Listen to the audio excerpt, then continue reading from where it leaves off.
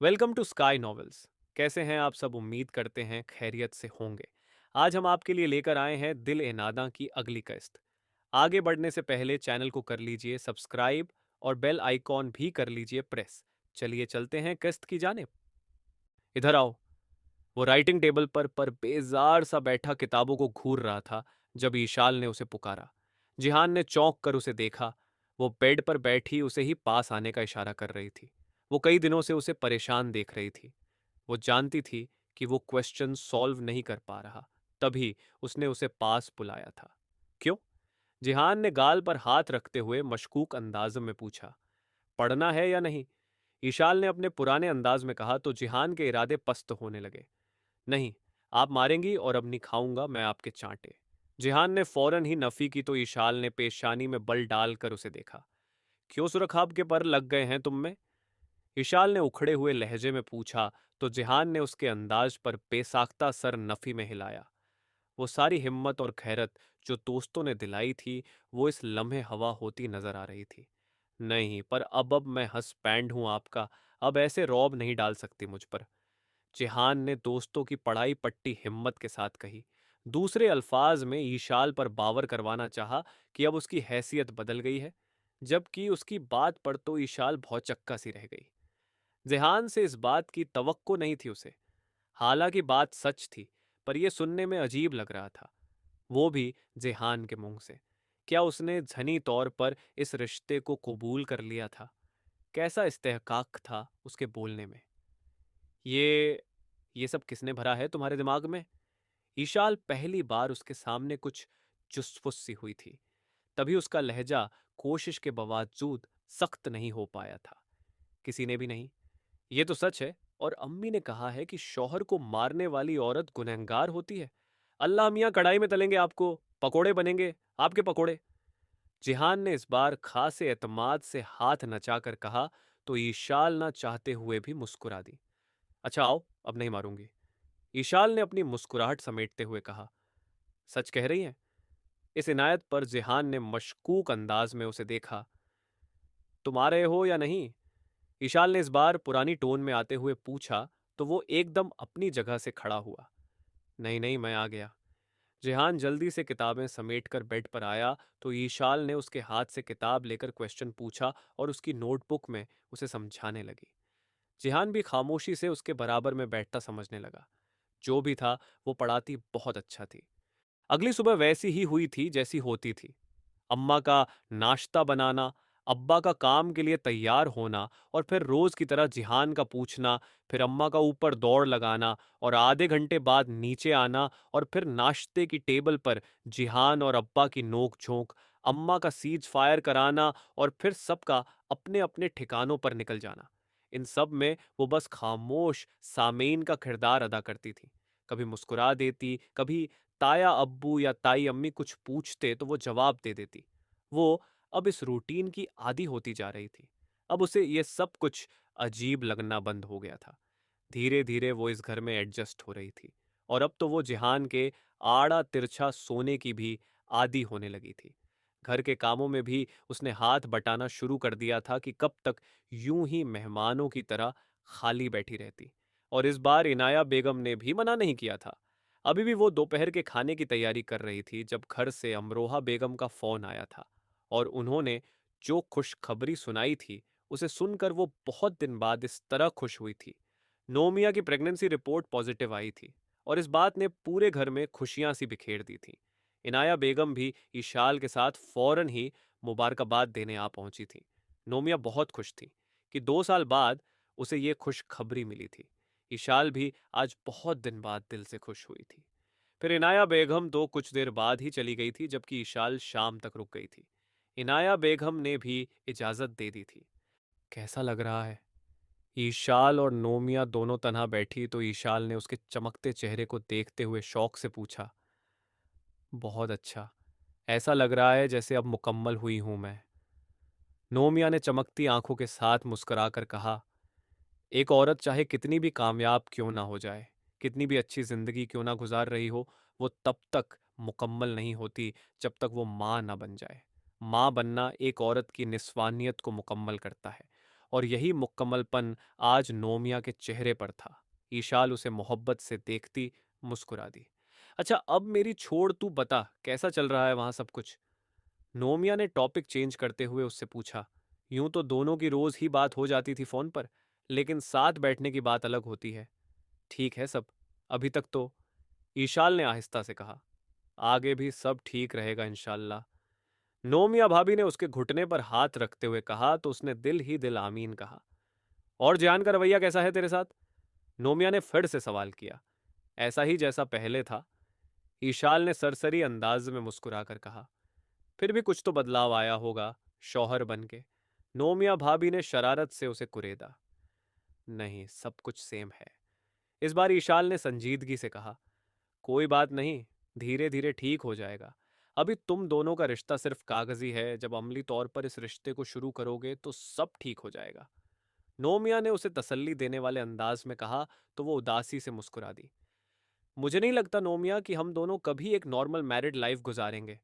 हम दोनों के बीच जो फर्क है वो हमेशा रहेगा, और ये फर्क हमें कभी नॉर्मल नहीं होने देगा। ईशाल ने बेहद संजीदगी से कहा तो नोमिया भी संजीदा हो गई। वक्त के साथ सब बदल जाता है ईशाल। क्या तुम दोनों ने कभी सोचा था कि तुम दोनों कभी मियाँ बीवी बनोगे? नहीं ना। लेकिन वक्त तुम दोनों को एक रिश्ते में बांध गया। तुम देखना, वक्त के साथ तुम्हारा रिश्ता भी नॉर्मल हो जाएगा। नोमिया ने इतने यकीन से कहा तो ईशाल चाहकर भी उसकी नफ़ी नहीं कर पाई। अच्छा, एक बात बोलूं? नोमिया ने उसकी खामोशी पर उसे मुखातिब किया तो ईशाल ने उसे सवालिया नजरों से देखा। तेरा मियाँ है बड़ा प्यारा। नोमिया ने शरारत से उसके कंधे से कंधा टकराकर आंख मारी तो ईशाल उदासी से मुस्कुराती सामने देखने लगी। वैसे अभी भी डरता है तुझसे? नोमिया ने फिर से पूछा। नहीं, अब तो मुझे डराता है। कहता है मैंने उसे मारा तो अल्लाह कढ़ाई में पकौड़े तलेंगे मेरे। ईशाल ने हंसते हुए उसे जिहान की बात बताई तो नोमिया भी हंस पड़ी। यार अब मत मारा कर उसे, अब वाकई गुनाह मिलेगा। और इतना मासूम सा तो है वो, उसके तो गाल खींचने का दिल करता है। पता नहीं कैसे मार लेती है तू। नोमिया ने हंसी रोकते हुए कहा। यार जानबूझकर नहीं मारती मैं उसको, उसकी बचगानी हरकतें गुस्सा दिलाती हैं मुझे। बिल्कुल संजीदा नहीं होता वो, बस इसलिए मेरा हाथ उठ जाता है। ईशाल ने नोमिया को मानो असल वजह बताई। फिर भी अब गुरेज करना, वरना अल्लाह वाकई तेरे पकौड़े तलवा देंगे। नोमिया ने शरारत से हंसते हुए कहा तो वो भी हंस दी। शाम को जिहान ही उसे लेने आया था। अहां भेजा गया था, और यह तय हो गया था कि जब भी ईशाल मायके जाएगी उसे लेने जिहान ही जाएगा। और जिहान इस पर बुरी तरह चिढ़ गया था कि यहाँ आकर अजीब वीआईपी ट्रीटमेंट मिलता था, जिससे वो खासा अनकंफर्टेबल होता था। और अभी भी उसके के साथ यही हुआ था। जिहान को फुप्पा बनने के एजाज में एक के बाद एक कई मिठाइयाँ खिलाई गई। हाँ, ठूसी गई उसके मुंह में। और अभी वो कोई 10वां बर्फी का टुकड़ा मुंह में भरे बैठे था जब ईशाल नोमिया के साथ वहां आई थी। उसने बामुश्किल उस मिठाई के टुकड़े को हलक से नीचे उतार कर शुक्र का सांस लिया था, जबकि नोमिया उसके उसके मुंह को देखकर बेसाख्ता मुस्कुराई थी। कंग्रेचुलेशंस भाभी। जिहान ने अपनी जगह से उठते हुए उसे मुबारकबाद दी कि यह भी अम्मा का हुक्म था कि वो अच्छे से मुबारकबाद देकर आए।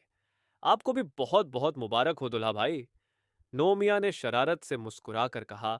नाश्ते ही टेबल से मिठाई उठा ली। बस बस, मुझे फुप्पा बनने की बहुत खुशी है, लेकिन बस और मिठाई नहीं। जिहान ने अपनी जानिब मिठाई बढ़ते देखी तो बेसाख्ता ही हाथ नफ़ी में हिलाता बोला। सभी हंस दिए। इशाल भी उसके आजिज से अंदाज पर मुस्कुराए बिना ना रह सकी। फिर नोमिया ने भी इसरार नहीं किया। वैसे भी वो बस उसे वैसे ही परेशान कर रही थी। थोड़ी देर में वो दोनों बाहर निकल आए थे। बाहर शाम से रात हो गई थी। ईशाल अम्मा अब्बा से मिल रही थी जब नोमिया जिहान करीब आई। ये वाली मुबारकबाद उधार रही दुल्हा भाई। कभी मैं भी दूंगी आपको ये वाली मुबारकबाद। नोमिया भाभी ने जिहान के पास आकर सारगोशी की तो जिहान ने कुछ नासमझी से उन्हें देखा, और फिर उनकी शरारत समझ आई तो उसके कान बेसाख्ता सुर्ख हुए थे। चले? अभी वो कुछ कहता जब ईशाल उनके पास आती बोली। जजी चले? जिहान ने जल्दी से कहा और बाइक की जानिब बढ़ गया। नोमिया उसके अंदाज पर खिलखिलाकर हंसती। क्या हुआ? ईशाल ने दोनों को बारी बारी देखते हुए नासमझी से पूछा। कुछ नहीं, नोमिया भाभी ने अपनी हंसी रोकते हुए कहा तो ईशाल उसे मशकूक अंदाज में देखती बाइक की जानिब बढ़ गई, जहां वो बाइक स्टार्ट किए उसका ही मुंतजिर था। ईशाल ने बाइक पर बैठते हुए एक बार फिर सबको हाथ हिलाया और फिर वो बाइक आगे बढ़ा ले गया। समझ आया? ईशाल ने पूरा न्यूमेरिकल सॉल्व करते हुए निगाह उठाकर उससे पूछा, जबकि वो ठोड़ी के नीचे हथेली रखे जाने का नींद में चला गया था। उसे सोते देखकर ईशाल का खून खौल गया। दिल किया खींच के एक लगाए उसको उसने बड़ी मुश्किल से अपने हाथ को उठने से रोका। जेहान! ईशाल ने गुस्से से पेन को नोटबुक पर पटक कर उसे पुकारा। हाँ हाँ, क्या हुआ? उसने फौरन हड़बड़ाकर आंखें खोली तो ईशाल को अपनी जानिब घूरते पाया। बेवकूफ नजर आ रही हूं मैं तुम्हें? ईशाल ने गुस्से से पूछा तो उसने मासूमियत से सर नफी में हिलाया। तो सोए कैसे तुम? मैं यहां तुम्हें समझाने में अपना सर खपा रही हूं और तुम मजे से नींद ले रहे हो। ईशाल ने फिर से उसे झाड़ा तो जिहान फौरन ही सहम कर सीधा हुआ, फिर जल्दी से अपनी नींद से भरी आंखें मलता नींद भगाने लगा। सॉल्व करो इसे! ईशाल ने अगला न्यूमेरिकल सॉल्व करने का हुक्म दिया तो वो भी थप्पड़ न पड़ने पर शुक्र करता नोटबुक पर झुक गया। ईशाल कुछ पल उसे जांचती नजरों से देखती रही। वो भी आंखों को जबरदस्ती खोले न्यूमेरिकल सॉल्व करता रहा। उसका चलता हाथ बार बार मध्यम हो रहा था, पर फिर भी वो बार बार सर झटकता खुद को सोने से रोक रहा था। लेकिन उसकी पलकें बार बार बंद हो रही थी, मगर फिर भी वो ईशाल के डर से जबरदस्ती आंखें खोले लगा हुआ था। और ईशाल जो उसे ही देख रही थी, उसे बेसाख्ता उस पर तरस आया। अच्छा, कल कर लेना, सो जाओ। ईशाल ने उसकी हालत को देखते हुए कहा तो जिहान ने बेसाख्ता ही सर उठाकर ईशाल को बेयकीनी से देखा, जबकि ईशाल उसकी नींद के खुमार से गुलाबी गुलाबी आंखें देखकर एक पल को सहरजदा सी हो गई। फिर फौरन ही संभलती उसकी किताबें समेटने लगी। जेहान ने भी मौका ए गनीमत जानते हुए जल्दी जल्दी किताबें समेटकर साइड टेबल पर रखी और जल्दी से अपनी जगह लेटता आंखें बंद कर गया कि कहीं ईशाल का इरादा ही ना बदल जाए। जबकि ईशाल उसके अंदाज पर होले से मुस्कुरा दी, फिर लाइट ऑफ करती खुद भी अपनी जगह लेट गई। उसकी नींद अजीब से एहसास से खुली थी, किसी की गर्म सांसें उसे अपनी गर्दन पर महसूस हुई थी। उसने कुछ बेचैन होकर हल्की सी आंखें खोली थीं और जिहान को अपने इतने करीब देखकर उसकी नींद झक से उड़ी थी। उसने हैरत से आंखें फाड़ कर जिहान को देखा, जो उसके बेहद करीब औंधे मुंह लेटा गहरी नींद में था। उसका बायां हाथ ईशाल के ऊपर था, कुछ ऐसे कि वो उसके हिस्सार में आ गई थी, जबकि उसका चेहरा ईशाल की गर्दन के करीब था, जिससे उसकी गर्म सांसें ईशाल की गर्दन को दहका गई थी। ईशाल का दिल बेसाख्ता ही बुरी तरह धड़का। यह पहली बार था कि जिहान के वजूद से उसे अजीब सा एहसास हुआ था। उसने फौरन खुद को संभाला और उसका हाथ खुद पर से हटाते हुए उससे दूर होना चाहा, और तभी उसे एहसास हुआ कि जिहान का पैर भी उसके पैरों के ऊपर था। ईशाल का चेहरा जाने किस एहसास से गर्म हो गया था। जाने कब से वो उसके इतने करीब था, उसे एहसास ही ना हो सका था। उसने एक चोर नजर जिहान के चेहरे पर डाली। उसकी लंबी मुड़ी पलकें साकित थीं और वो मुंह खोले बेखबर सो रहा था। चेहरे पर हमेशा वाली मासूमियत थी।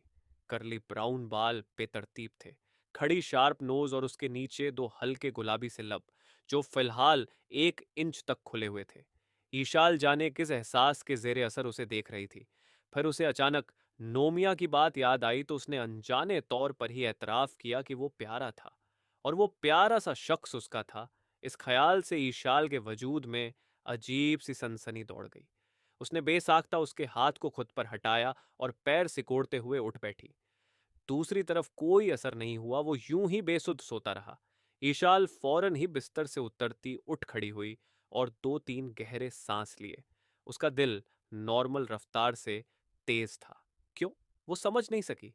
उसने खुद को संभालते हुए घड़ी की तरफ देखा। सुबह के 7 बज रहे थे। वो सर झटकती वॉशरूम की जानिब बढ़ गई। पीछे वो उसका दिल धड़का कर यूं ही बेखबर सोता रहा। जारी है। मिलते हैं नेक्स्ट एपिसोड में, तब तक अपना ख्याल रखिए, ध्यान रखिए, टाटा बाय बाय, और चैनल ज़रूर सब्सक्राइब कर लें।